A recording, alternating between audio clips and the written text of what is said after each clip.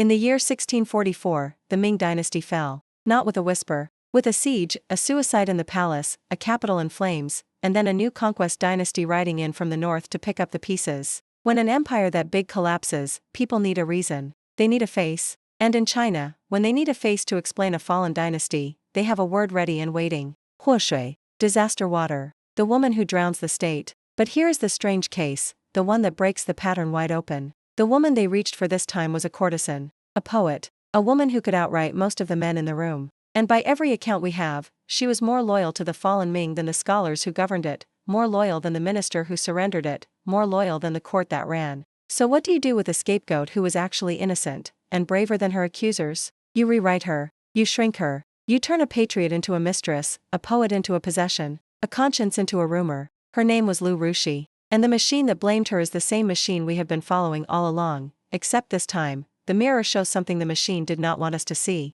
Here is the story the moralists told about the end of the Ming. The empire rotted from the pleasure quarters. The scholars and officials who should have saved the state were corrupted by the singing girls of the Qinhuai, the famous courtesans of Nanjing's riverfront district. Beautiful, clever, dangerous. The literati chased them instead of statesmanship. They wrote love poems instead of policy. They spent the treasury on banquets and forgot the northern frontier. And among those women, the name that kept coming up was Liu Rushi. She was the most famous of the Qinhuai beauties. A courtesan who married the most powerful scholar of the age, Qian Qianyi. And in the conservative telling, she is the emblem of everything that went wrong, a low-born entertainer who ensnared a great man, who distracted the ruling class while the realm slipped away. The logic is clean, and it is ancient. A dynasty falls. Point at the women near the men who failed. The women were the rot, the men were merely weak. By the time the Qing dynasty's official historians finished the story, the fallen Ming had its explanation. The court was seduced, the morale rotted, the women of the river were the symptom of a state that had lost its virtue.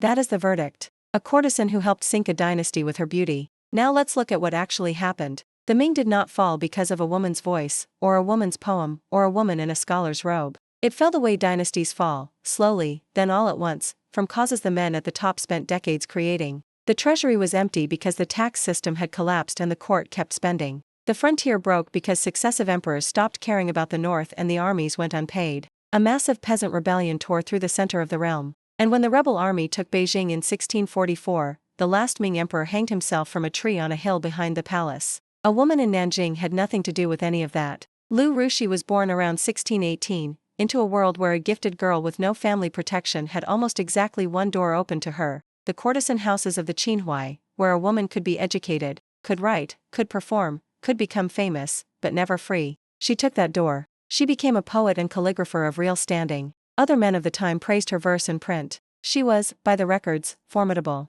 And then she did the thing that undid the whole temptress story. In 1641, she went to Qian Qianyi, not as a supplicant, but dressed as a young male scholar, boarding his boat to debate him as an equal. He was in his 60s, the most celebrated literatus in the empire. She was in her 20s. They married. He built her a pavilion. He called her Rushi, like this, a private joke of admiration. She was not a shadow behind a great man. She was a mind he respected enough to argue with. So when the Ming fell in 1644 and the southern Ming regime formed in Nanjing, and then the Qing armies closed in on Nanjing in 1645, the moment of truth arrived. And it did not go the way the verdict says. This is the scene the whole episode turns on. When Nanjing was about to fall, Qian Qianyi and Liu Rushi stood at the river and resolved to drown themselves for the fallen dynasty. It was an act of loyalty, the ultimate one. They would die rather than live under the conqueror. Qian Qianyi stepped into the water, and stepped back out. The famous line, whether polished by legend or not, is his, "The water is too cold." Liu Rushi did not step back.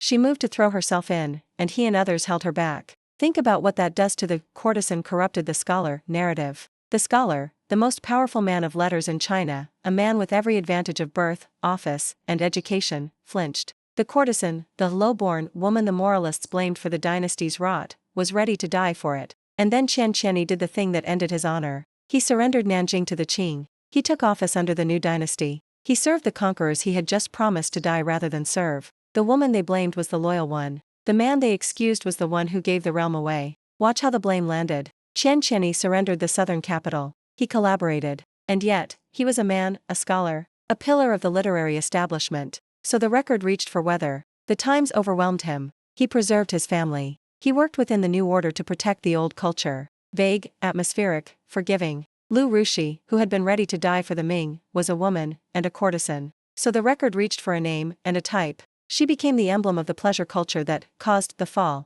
Her loyalty got folded into a story about her as a dangerous beauty. Her courage got rewritten as a wife's devotion, smaller, softer, easier to dismiss. And the men who actually lost the country? They kept their reputations, their posts, often their lives. The woman who outloyaled them got blamed for the decadence that preceded the loss. That is the machine, visible in reverse. Normally the scapegoat is guilty of nothing and accused of everything. Here the scapegoat was guilty of nothing and accused of everything, and happened to be braver than the people accusing her. The machine did not care. It needed a woman's name on the disaster, and it took the most famous one it could find. Strip the type off, and what is left? A poet. Liu Rushi's surviving verse is studied still, precise, erudite, written in a voice that argued with the male canon on its own terms. She was not a decorative talent. She was a working literary mind in a culture that refused to call a woman a colleague, a partner. After the surrender, when Qian Qianyi was later imprisoned by the Qing on suspicion of sedition, it was Liu Rushi who traveled and petitioned for his release. The record shows her managing his affairs, protecting his household,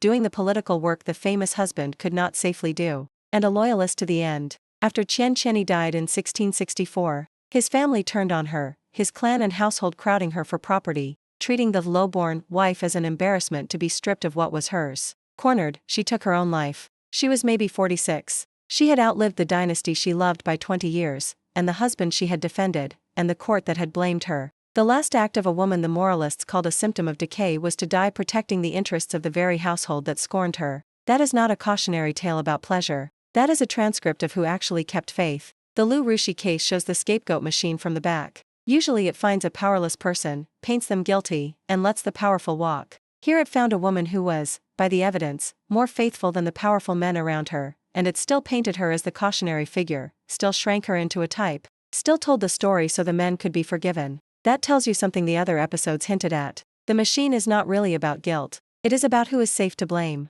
A courtesan is safe to blame. A scholar minister is not. So when the realm fell, the courtesan carried the story of the realm's shame, and the minister who opened the gate got a footnote about difficult times. We still do this. When an institution fails, the story often finds the junior person, the visible minority, the woman in the room, and leaves the structure that produced the failure comfortably unnamed. The lower status person becomes the face of the failure. The higher status people become the ones who did their best under pressure. Liu Rushi's riverbank is every performance review that punishes the person with less power for the choices of the person with more. The word huoshe was invented for a dancer 2,000 years before her. By 1644 it had become a habit, and the habit does not require the woman to be guilty. It only requires her to be reachable. Next time, the rumor machine reaches forward again, and this time it does not even need the woman present. It takes a quiet, literary wife and turns her into an emperor's lost love, a grief she never caused, a myth written over a life she never lived. They blamed her for a sorrow that belonged to a throne. This is episode 22 of The Women They Blamed.